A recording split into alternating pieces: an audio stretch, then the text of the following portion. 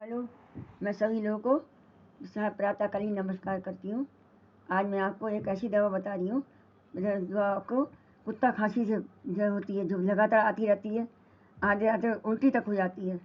लेकिन ये घरेलू नुस्खा है, इससे ना किसी का कोई अहित नहीं होगा, ना कोई इसका नुकसान है। आप एक लहसुन की पुती जो घर में रहती है, एक लहसुन की फाँकी, उसको आप कोयले पर भूनिए और भूनने के बाद कुचल के एक चम्मच असली शहद हो, असली शहद में मिलाकर चटा दिए दिन में 2 बार, सुबह और शाम। मेरा गारंटी है कि हफ्ते भर के अंदर आपकी खांसी जो है, जटिल से जटिल खांसी जो है, दूर हो जाएगी।